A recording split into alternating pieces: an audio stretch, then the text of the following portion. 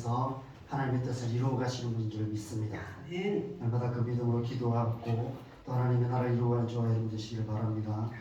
오늘은 그때가 하나님의 때이다 라는 제목으로 요한복음 4장 1절에서 6절까지 말씀을 함께 보겠습니다. 요한복음 4장 1절에서 6절까지 말씀 함께 읽겠습니다. 시작. 예수께서 제자를 삼고 세례를 베푸시는 것이 요한보다 많다 하는 말을 바리새인들이 들은 줄 주께서 아신지라. 예수께서 친히 세례를 베푸신 것이 아니요 제자들이 베푼 것이라. 유대를 떠나사 다시 갈릴리로 가실새 사마리아를 통과하여야 하겠는지라. 사마리아에 있는 수가라는 동네에 이르시니 야곱이 그 아들 요셉에게 준 땅이 가깝고 거기 또 야곱의 우물이 있더라. 예수께서 길을 가시다가 피곤하여 우물 곁에 그대로 앉으시니 때가 6시쯤 되었더라. 아멘. 아멘. 전도서 3장에 보면 이런 말씀들이 있습니다. 범사에 기한이 있고 천하만사가 다 때가 있다 라고 말씀하시며 날 때가 있고 죽을 때가 있고 심을 때가 있고 모을 때가 있고 죽일 때가 있고 치료할 때가 있고 이렇게 계속해서 반대되는 때에 대해서 말씀하고 있습니다. 성경이 말씀하시는 지혜라는 것은 지금이 어떤 때인지 무엇을 해야 하는 때인지를 아는 것을 의미합니다. 우리가 이 세상을 살아가는 모든 일에 있어서 때를 아는 지혜가 필요합니다. 요즘 주식을 하는 사람들이 많죠, 그죠? 주식을 하는 사람들에게 이 전도서 말씀은 이렇게 드릴 겁니다. 사야 할 때가 있고 팔아야 할 때가 있느니라. 사야 할 때와 팔아야 할 때를 잘 알면 주식 투자로도 많은 돈을 벌 수 있습니다. 농사를 짓는 분들에게도 이 말씀이 정말 의미 있게 와닿을 것입니다. 수많은 농작물들 있죠. 과일과 채소들이 있습니다. 씨를 뿌릴 때가 다 달라요. 그죠? 거두는 때도 다 다릅니다. 아무 때나 씨를 뿌리고 아무 때나 거둘 수 있는 것이 아닙니다. 식물들마다 자라는 온도가 다 다르기 때문에 식물때와 거두는 시기가 다 다릅니다. 고온에서 잘 자라는 식물이 있는가 하면 반대로 저온에서 잘 자라는 식물도 있습니다. 가장 대표적인 예가 쌀과 불이죠. 그죠? 벼는 고온에서 자랍니다. 그래서 겨울이 지나고 따뜻한 봄이 되어서 씨를 뿌리고 모내기를 하고 한여름을 지나서 가을에 수확을 합니다. 근데 보리는 반대예요. 저온에서 자라는 식물입니다. 그래서 가을에 파종을 해서 한겨울을 지나고 봄에 이렇게 싹이 나고 자라서 봄에 수확을 합니다. 아마 하나님께서 사람들이 먹을 양식이 부족하지 않도록 이렇게 다양한 반대되는 식물을 만드신 것이 아닐까 싶습니다. 그래서 옛날 우리나라는 봄부터 가을까지는 쌀 농사를 했고 가을부터 겨울, 봄까지는 보리 농사를 했습니다. 저희 이제 시골에서도 제가 아주 어렸을 때는 그렇게 했던 것 같아요. 쌀 농사, 보리 농사를 지었던 것 같은데 제가 어려서 기억나는 때부터는 양파와 마늘 농사를 하셨어요. 보리 농사 대신에. 아마 양파와 마늘이 이제 소득이 더 많아서 그랬던 것 같습니다. 한 20년 정도 양파, 마늘 농사를 지으셨던 것 같습니다. 양파와 마늘도 보리처럼 저온에서 자라는 식물입니다.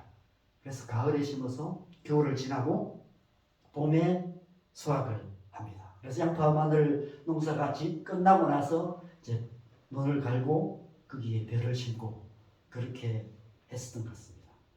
그러다가 이제 언제부턴가 이제 그 모든 걸 다 이제 정리하고 비닐하우스 지어서 이제 딸기 농사를 시작하셨어요. 그런데 딸기도 저온에서 자라는 식물입니다. 그래서 가을에 심어서 겨울을 지나서 봄에 수확을 해요.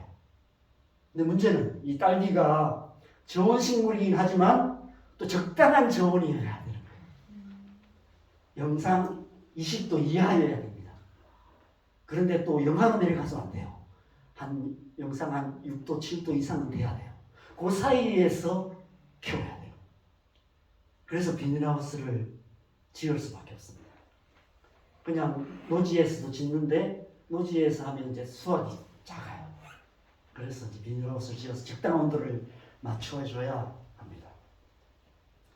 그런데 여러분 비닐하우스를 생각하면 어떤 온도를 이렇게 겨울에 높이는 것은 어느 정도 가능해요. 난방 시설을 하고. 그래서 비닐하우스는 보통 이제 요즘 비닐하우스는 다 이렇게 난방 시설이 되어 있어요. 그래서 기름을 통해서 이렇게 난방 시설을 해서 온도를 맞춰줍니다. 그런데 온도를 이렇게 겨울에 온도를 높이는 것은 가능한데 여름에 온도를 낮추는 것은 힘들어요. 냉방기를 설치하면 전기가 그만큼 더 많이 들죠, 그죠? 그래서 여름에 딸기 농사를 할 수는 없어요. 여름에 할 수 있으면 참 좋아요. 왜냐하면 여름에 딸기가 안 나오기 때문에 여름에 딸기 농사를 지으면 귀하기 때문에 더 많은 소득을 더 비싸게 벌 수는 있습니다. 그런데 여름에 딸기 농사를 한다는 것은 사실 이론적으로는 가능한데 실제적으로 불가능해요. 몇 배의 많은 전기세와 그런 것들을 시설비를 들여야 되기 때문에 여름에 딸기 농사를 지을 수는 없습니다. 그래서 겨울에 할 수밖에 없어요. 그러면 이제 딸기가 보통이죠. 요즘은 농사를 잘 지으면 11월 말, 12월 초 이런 때도 나와요. 일찍 나올수록 딸기 값이 비싸요. 그래서 어떻게든 일찍 나오게 만들어야 되는데 그러면 더 일찍 심으면 되지 않냐 이런 생각이 드는데 또 그럴 수도 없어요. 왜냐하면 또 이 딸기가 심고 자라는 과정에도 적당한 온도가 되어야 돼요. 너무 온도가 높으면 안 되는 거죠. 그래서 무작정 일찍 심어서도 안 되는 겁니다. 정말 적당한 때에 심어야 되는 거예요. 그래야 이렇게 딸기가 때에 맞춰서 나오는 겁니다. 게다가 요즘 우리나라가 이게 날씨가 들쑥날쑥해요. 겨울도 따뜻하기도 하고 이래요. 그래서 참 이렇게 농사짓기가 힘들어요. 제 아버지도 그렇고 제 동생이 막내 동생이 농사를 짓는데 맨날 고민을 해요. 언제 심어야 되나. 그러다가 또 한 해는 좀 너무 일찍 심어서 실패하고 한 해는 또 너무 늦게 심어서 딸기가 너무 늦게 나와서 딴 사람들은 일찍 나와서 막 비싼 값에 팔고 있는데 딸기가 안 나와갖고 힘들어하고 이게 반복돼요. 이게 참 쉽지 않습니다. 농사를 이렇게. 우리의 인생 자체가 다 그런 것 같아요. 우리 인생의 모든 일이 다 그런 것 같습니다. 무슨 일이든 때를 아는 지혜가 필요한 것 같습니다. 때를 따라서 할 일과 해서는 안 될 일을 잘 분별하여서 살아가는 것. 언제 어떤 일을 해야 되는지 그것을 잘 아는 것. 그것이 참 중요한 것 같습니다. 우리 은강민재가 열심히 공부를 하고 있는데 무슨 과목을 어디를 더 열심히 공부해야 되는지를 잘 알면요. 시험이 어디서 나올 거라는 것을 알면 쉽게 공부해서 빨리 그냥 합격할 수 있는데 참 그 지혜가 우리가 없어요. 그렇죠? 그래서 참 쉽지가 않습니다. 목사인 저도 마찬가지입니다.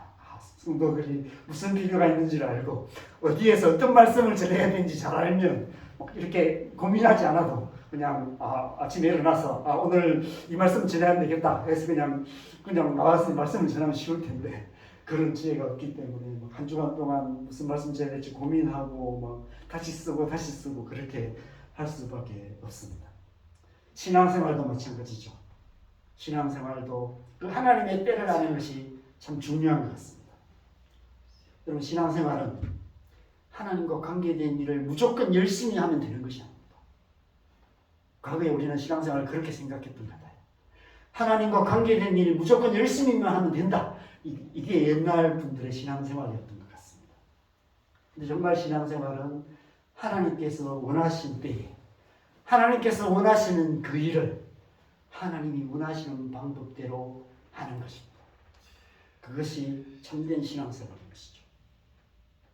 그래서 우리가 자주 부르는 찬양 중에 이런 가사가 있습니다. 너희는 가만히 있어 주가 하나님께 말지어다. 시편 46편 10절 말씀을 찬양으로 만든 찬양입니다. 성경에는 하나님께서 가만히 있어라고 말씀하시는 말씀들이 굉장히 많아요. 너는 가만히 있어라. 열심히 일하라가 아니라 가만히 있으라고 말씀하시는 때가 말씀이 제일 많습니다. 여러분, 하나님께서 아무것도 하지 말고 가만히 있으라 말씀하시면 그렇게 하는 것이 믿음인 것이죠. 근데 그게 더 힘들어요. 가만히 있는 믿음이 더 힘들 때가 있습니다. 이런 찬양도 있습니다. 주님의 시간에 주의 뜻 이루어지기 기다려. 하나님께서 기다리라고 하시면 기다려야 합니다. 하나님께서 꼼짝하지 말고 움직이지 말고 꼼짝 말고 기다려라고 말하면 기다려야 하는 것이죠. 하나님이 움직이라고 하실 때까지, 하나님께서 일하시기 시작하실 그때까지 기다려야 하는 것이죠. 지금이 뭘 해야 할 때인지를 아는 것이 필요합니다. 지금이 예배해야 할 때인지, 기도해야 할 때인지, 하나님의 말씀을 묵상해야 될 때인지, 나가서 전도해야 될 때인지, 가만히 기다려야 하는 때인지 잘 분별해야 하는 것이죠. 언제 어디서 무엇을 하든지 하나님의 때에 맞게 살아가는 것이 신앙생활인 것입니다. 그래서 로마서 12장 1절 2절에서 사도 바울이 이렇게 말씀하고 있습니다. 같이 읽겠습니다. 시작. 그러므로 형제들아, 내가 하나님의 모든 자비하심으로 너희를 권하노니 너희 몸을 하나님이 기뻐하시는 거룩한 산제물로 드리라. 이는 너희가 드릴 영적 예배니라. 너희는 이 세대를 본받지 말고 오직 마음을 새롭게 함으로 변화를 받아 하나님이 선하시고 기뻐하시고 온전하신 뜻이 무엇인지 분별하도록 하라. 하나님이 기뻐하시는 거룩한 산제사의 삶을, 영적 예배의 삶을 살아가기 위해서는 하나님의 뜻을 잘 분별하는 지혜가 필요한 것입니다. 마음을 새롭게 함으로 변화를 받아서 우리의 마음이 하나님의 뜻을 잘 분별하는 지혜로운 마음이 되어야 한다고 말씀하고 있는 것이죠. 특별히 오늘날 이 시대를 살아가는 우리에게는 이 하나님의 지혜가 필요한 것 같습니다. 예수님께서 마태복음 24장에서 말씀하시는 종말의 때의 징조들이 계속해서 나타나고 있는 그런 시대를 우리가 지금 살아가고 있어요. 마태복음 24장에 보면 7절과 11절, 12절 우리 같이 연속해서 읽겠습니다. 시작. 민족이 민족을, 나라가 나라를 대적하여 일어나겠고 곳곳에 기근과 지진이 있으리니 거짓 선자가 많이 일어나 많은 사람을 유혹하겠으며 불법이 승함으로 많은 사람의 사랑이 식어지리라. 여러분, 지금도 세계 곳곳에 전쟁이 일어나고 있고 계속해서 지진들이 일어나고 있습니다. 엊그제 일본에 지진이 일어났는데 여기 이 건물도 흔들렸다고 막 뭔가 쿵하는 소리가 나고 막 흔들리고 이런 일들이 있었습니다. 아마 조만간 더 큰 지진이 일어날지도 모른다, 이런 불안한 뉴스들도 계속해서 일어나고 있습니다. 오늘날 이단들이 판을 치는 것도 이미 예수님께서 말씀하셨던 종말의 징조 중에 하나인 것 같습니다. 요즘은 신천지들이 대놓고 신천지임을 밝히며 전도를 합니다. 언젠가 서울을 갔을 때 서울역 지하철 내려간 입구에 한 청년이 있어서 신천지입니다라고 말하면서 자기를 밝히면서 그렇게 전도를 하고 있었습니다. 갈수록 전쟁의 위협도 커져가고 국제 정세도 점점 더 전쟁의 위협이 커져가고 있는 그런 시대를 우리가 살아가고 있습니다. 종말의 징조들이 계속해서 나타나고 있습니다. 종말의 때가 가까운 것 같습니다. 과연 언제 예수님이 다시 오실까요? 과연 이 세상의 종말의 때는 언제쯤일까요? 24장 36절에는 이렇게 말씀합니다. 같이 읽겠습니다. 그러나 그 날과 그때는 아무도 모르나니 하늘의 천사들도 아들도 모르고 오직 아버지만 아시느니라. 그 날과 그때는 아무도 알 수 없다고 말씀하고 있습니다. 아무도 그 날과 그때를 앞당길 수도 없고 늦출 수도 없고 못 오게 할 수도 없다는 것입니다. 그 날과 그때는 오직 하나님만 아십니다. 그날과 그때를 아는 지혜, 그 지혜는 오직 하나님의 지혜인 것입니다. 이 세상 그 누구도 그런 지혜를 가진 사람은 없어요. 다만 우리에게는 하나님께서 주시는 지혜에 대한 약속만 있을 뿐입니다. 하나님 주시는 지혜에 대한 두 약속이 있습니다. 두 구절 말씀, 야고보서 1장 5절과 히브리서 4장 16절 말씀입니다. 연속해서 같이 읽겠습니다. 시작. 너희 중에 누구든지 지혜가 부족하거든 모든 사람에게 후히 주시고 꾸짖지 아니하시는 하나님께 구하라. 그리하면 주시리라. 그러므로 우리는 긍휼하심을 받고 때를 따라 돕는 은혜를 얻기 위하여 은혜의 보좌 앞에 담대히 나아갈 것이니라. 아멘. 지혜를 구하라고 말씀하십니다. 그리하면 주시겠다라고 약속하고 계십니다. 때를 따라 돕는 은혜를 구하라 말씀하십니다. 때를 따라 돕는 은혜를 주시겠다고 약속하고 계십니다. 살아가는 데 필요한 하나님의 지혜, 그 지혜를 구하는 자에게 하나님께서 때를 따라 돕는 은혜, 때를 따라 돕는 지혜를 주셔서 우리의 삶을 인도해 주시겠다고 약속하고 계시는 것이죠.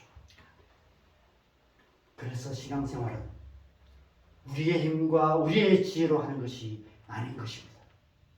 때를 따라 돕는 은혜로 하는 것이며 하나님께서 주시는 지혜로 하는 것이 신앙생활인 것입니다.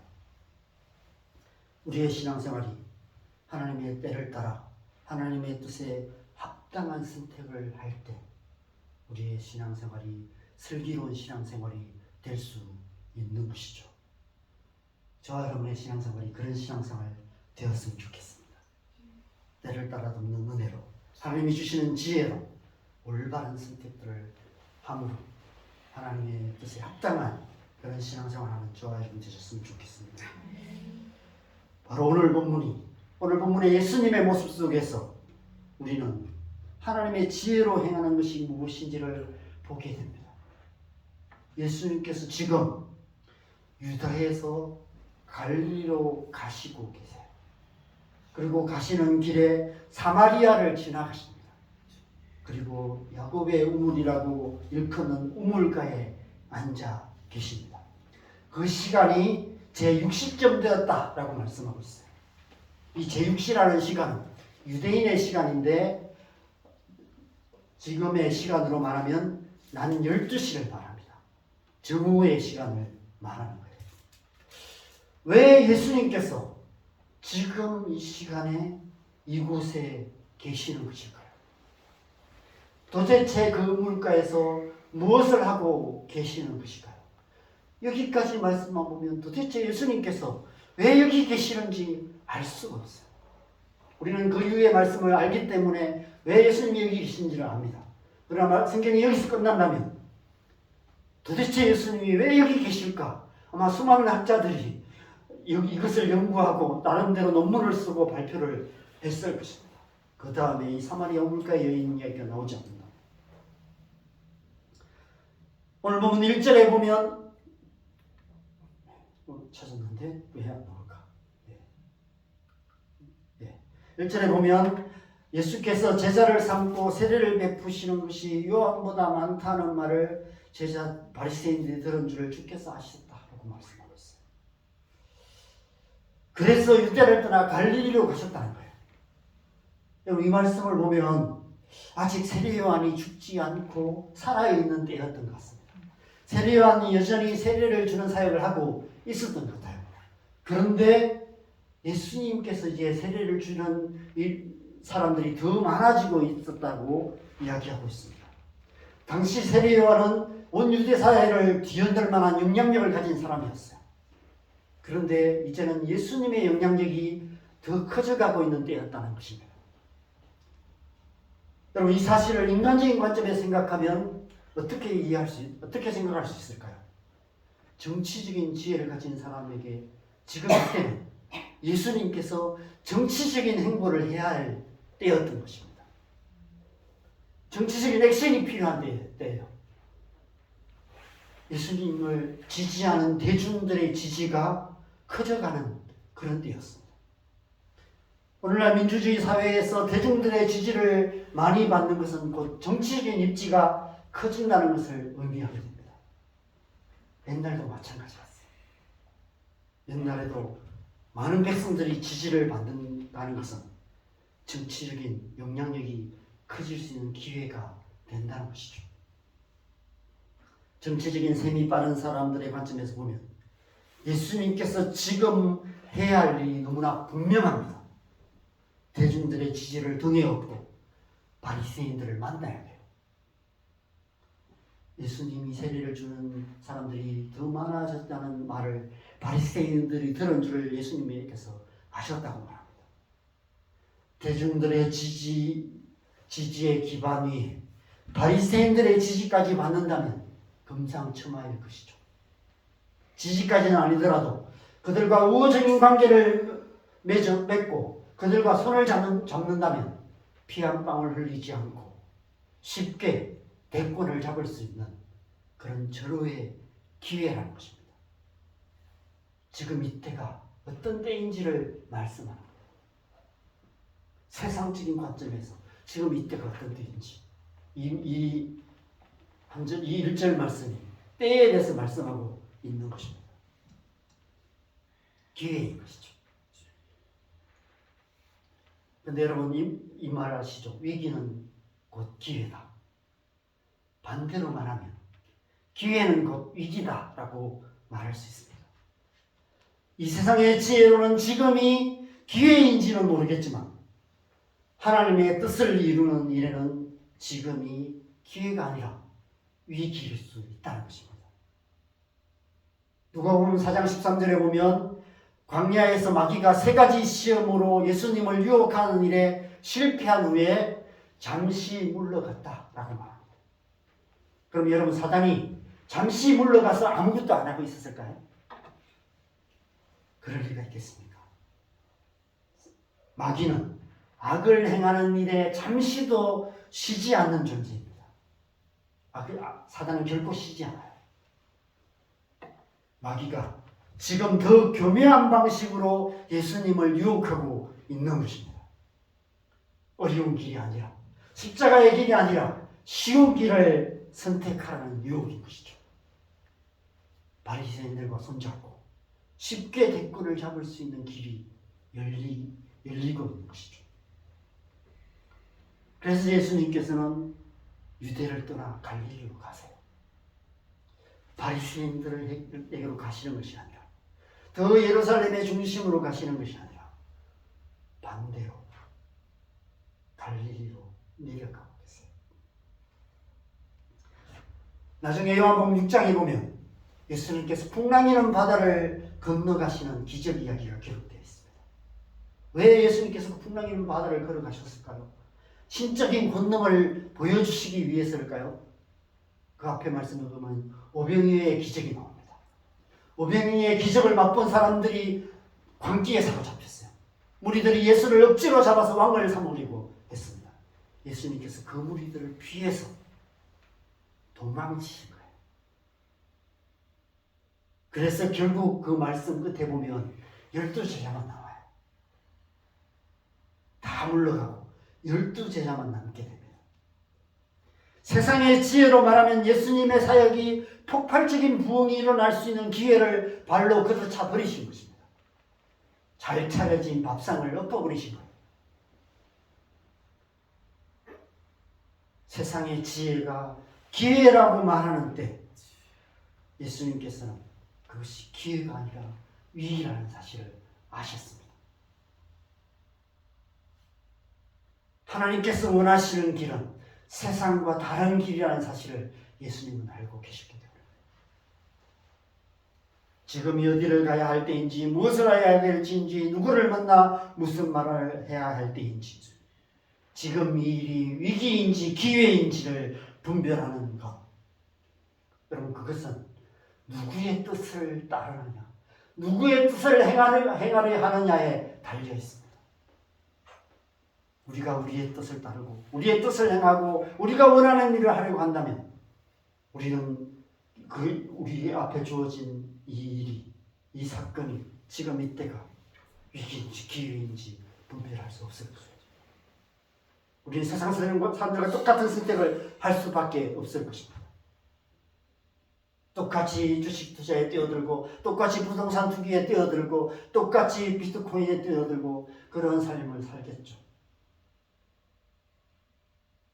그런데 우리가 하나님의 나라와 먼저 그의 나라와 의를 구하는 그런 올바른 중심을 갖고 있을 때, 우리는 우리의 지금의 삶에 일어나는 이 사건들이, 이 일을 통해서 하나님이 무엇을 하기를 원하시는지, 우리가 어떻게 반응해야 되는지, 어떤 선택을 해야 되는지를 분별할 수 있게 된다는 것입니다.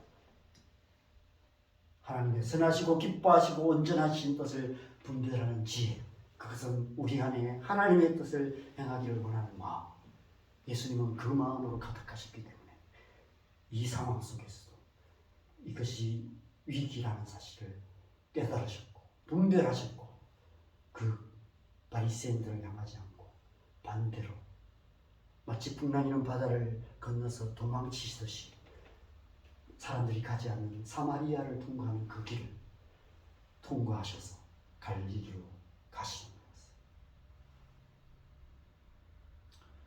우리가 지난 몇 주 동안에 함께 니고데모의 한밤중 이야기에서 두 증인의 새벽과 새아침 이야기를 지나서 이제 사마리아 우물가의 한낮 이야기까지 왔습니다. 이 한낮이란 시간, 이때가 무엇을 해야 할 때인지를 말씀하고 계십니다. 지금부터는 한낮의 시간이에요. 예수님께서 한낮의 시간을 통해서 무엇을 하시는지 나중에 밤의 시간이 오죠. 예수님께서 십자가에 못 박히셨을 때 하늘이 캄캄해지는 그때가 옵니다. 그때까지 예수님께서 일하세요. 하나님의 일을 하세요. 한낮의 시간일 것입니다. 우리는 지금 그런 때를 살아가고 있어요.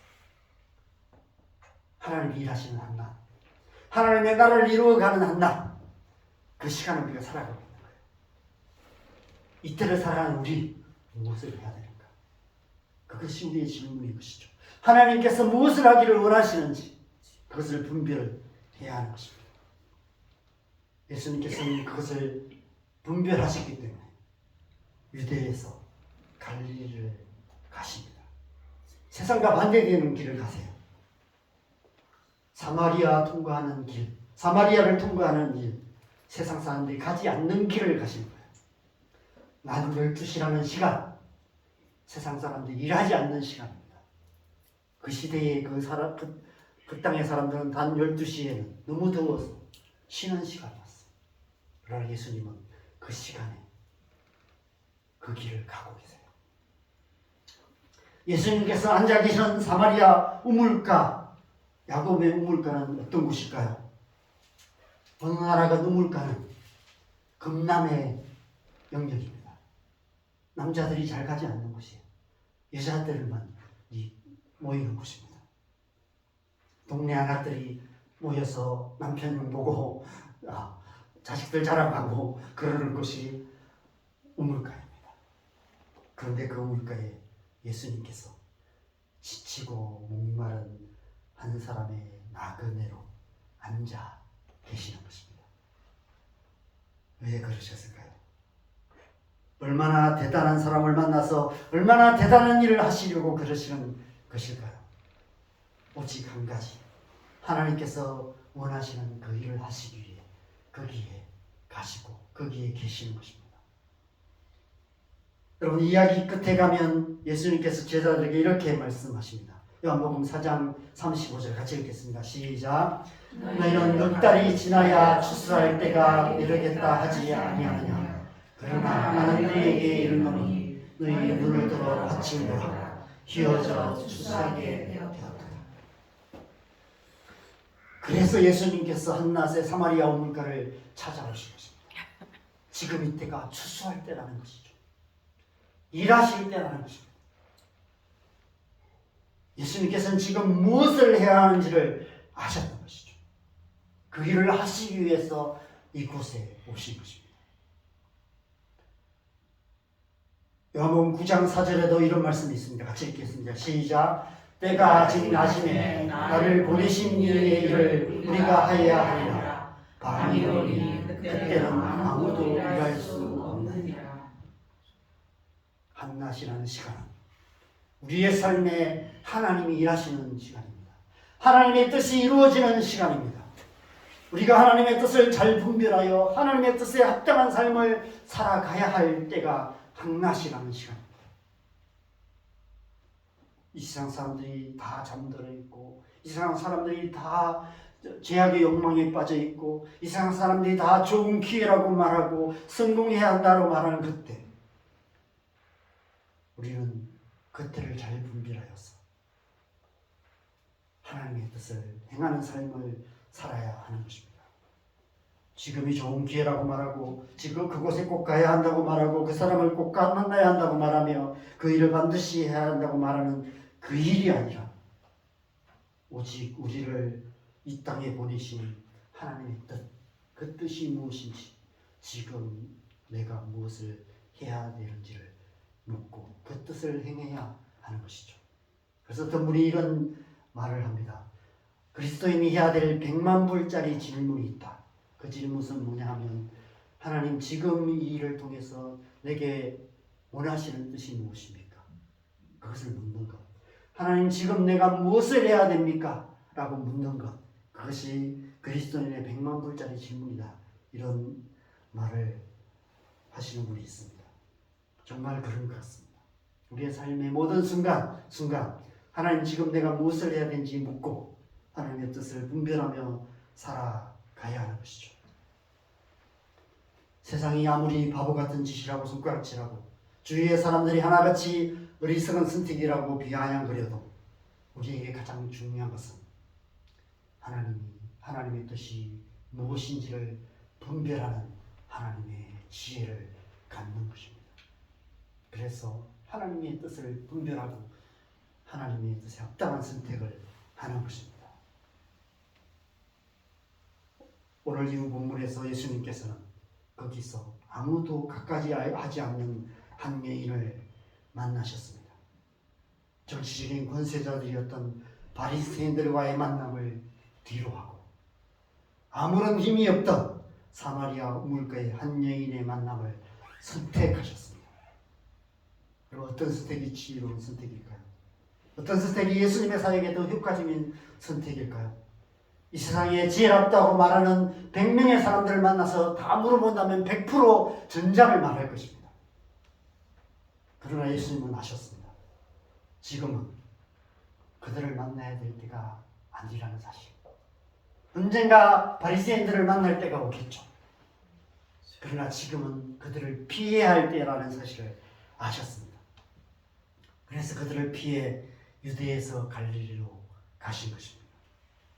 사람들이 가지 않는 사마리아를 통과하는 길을 가셨고 사람들이 찾지 않는 사마리아 우물가로 가셨습니다. 그래서 거기서 지금 예수님께서는 하나님의 뜻이 이루어지기를 기다리고 계세요. 거기서 저와 여러분 같은 연약한 한 여인을 기다리고 계십니다. 바로 그때가 하나님의 때였던 것이죠. 바로 그곳이 하나님의 뜻이 이루어지는 곳이었던 것입니다. 여러분, 예수님은 우리가 설마 그 시간에라고 생각하는 그때에, 모두가 설마 거기까지라고 생각하는 거기까지 우리를 찾아오시는 분이십니다.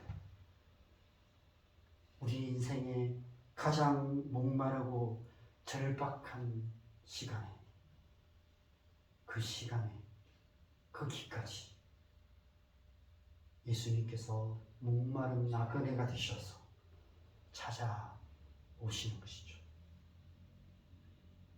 그래서 저와 여러분 예수님을 만나게 된 것입니다. 여러분, 지난 삶을 생각해 보십시오. 언제 예수님을 만났는지. 저도 그랬던 것 같아요. 아마 그때 예수님을 제가 만나지 못했다면 아마 저는 그냥 세상적인 삶을 살았을 것 같아요. 저 군대 가서 교회 안 다니기로 결정하고 그냥 신앙생활 안 하기로 결정하고 제대하고 그때 하나님을 만났어요. 그때 예수님이 저를 찾아오셨어요.